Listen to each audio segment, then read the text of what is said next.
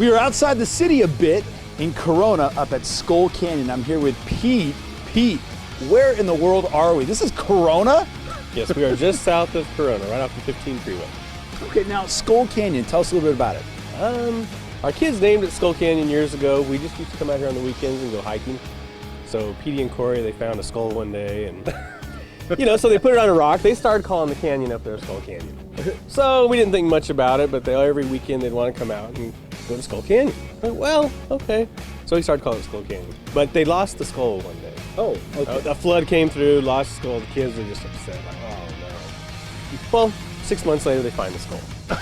So from that point on, we just started calling it Skull Canyon. Huh. And then a couple years later, we came up with the zipline idea, put the zipline in here, and that name just seemed to go with the whole zipline idea. Tell us a little bit about the ziplines themselves. We have 2 different courses now. The original course has 7 ziplines, and our new extreme course has 3 ziplines. Wow.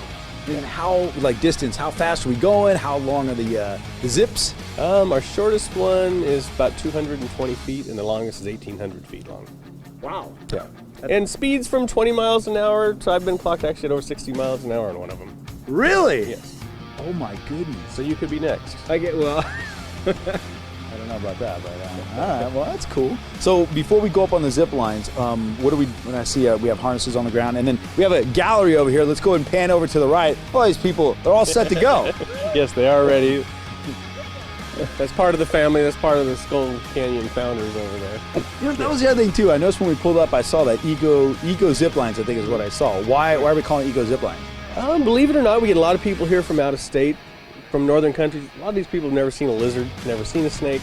So things that we think are normal are not necessarily normal. We get used to it here in the Inland Empire, but if you're from out of state, you come here, seeing a snake or a lizard, our hawks, or eagles. What is this for? We run 2 lanyards here. This is your primary one. This one actually does all the work. This is nothing just but for safety. So who comes up here to zip? We get all different age groups. I mean, anywhere from corporate parties to people on vacation to the local kids having a birthday party here. All right, Mike. All right, I'm gonna give everybody a quick demonstration here on the bunny zip, and Pete here, he's gonna hook up everybody to the cable. He's gonna check your lanyards, your harnesses one more time, make sure everything fits right and feels right. I'm gonna go to the other end and catch everybody and unhook you.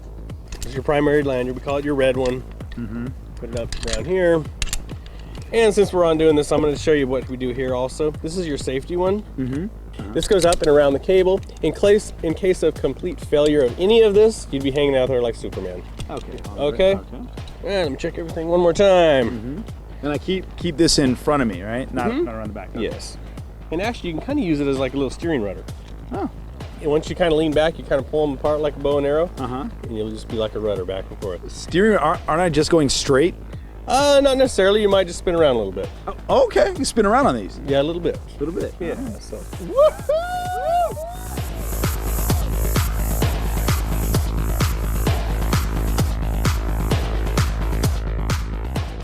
So this area, do you guys, does the family just have owned it for years, or what's the story behind actually acquiring the area?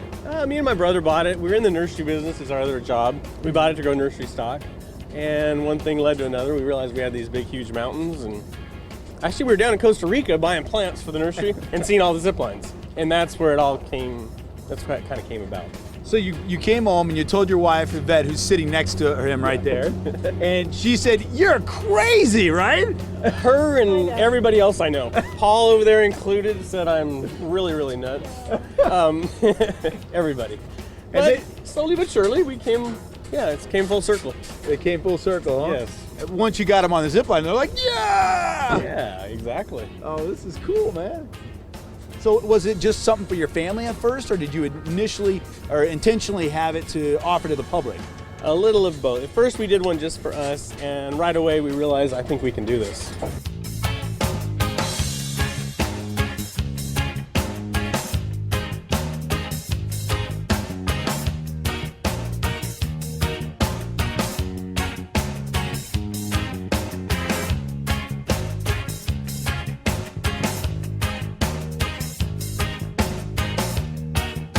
So, Pete, how long of a zip line is the one that we're looking at right now? This one here is about 530 feet. Whoa! If you want to go straight, once you start to go, you're going to tend to go to the left and to the right. And if you want to get in the straight position,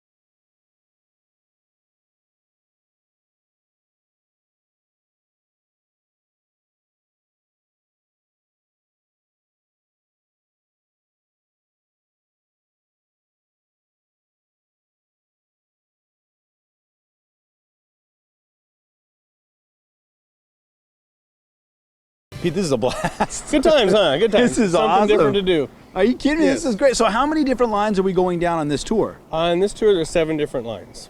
Wow. Yeah, and we're just doing number 2 right now.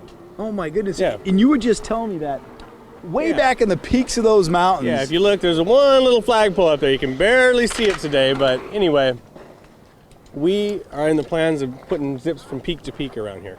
It'll become world-class ziplining right here in Corona. Oh my goodness. Yes. Wow. So, This is crazy because this extreme one is way above. I mean, look at how high up yes. that thing is. And those 3 lines right there, actually, that is the longest course in California right now. Yeah, the 3 lines together equal about 4,600 feet of cable in the air. Wow. Yeah. That's So, crazy. It's a good course. You know, it's funny because when you're down there, I'm all talking, like, yeah. And I get next to it, I'm like, oh my goodness. I don't know about that. Yeah, we'll go up there a little bit. Wait till you're standing up there looking down. We'll see. It might be a to be continued part on this segment. So Melissa's getting all clipped in, and you were saying this is your original zip? This is the first zip we ever put in here. Yep. We're actually anchored to a rock here. I can see that as we're looking down. How safe is that? Well, actually very safe. We ended up having to have an engineer come out and engineer the rock and say the rock would not move. We paid a guy to come out and make sure that rock wasn't going to go anywhere. I could have told you the rock wasn't going to move. I could have told you that too, and we hit it with a big dozer, but it's been approved.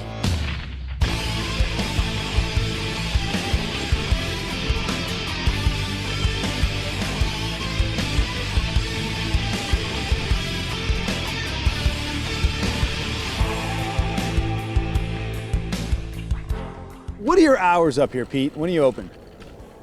Daylight to dusk, anytime, Yeah. but it's by appointment only. Okay. We do it by appointment only Gotcha. to make sure we have the right number of tour guides for your size of party. We're way up, aren't we? Woohoo! Yeah. You've been on zip lines in Alaska, Big Bear, where else? Jamaica. Jamaica, and now Corona. Corona. In my hometown.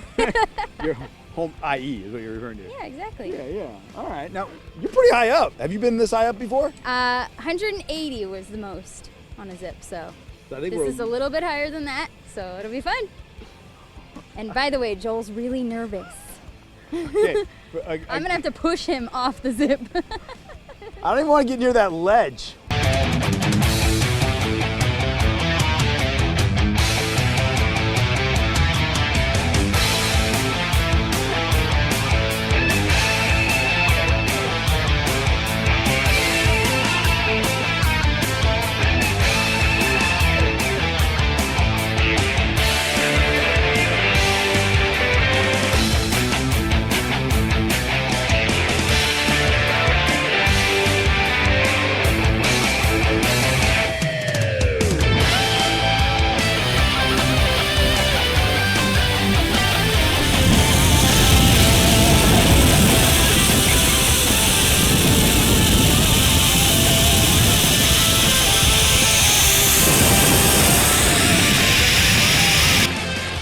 Well, there you have it.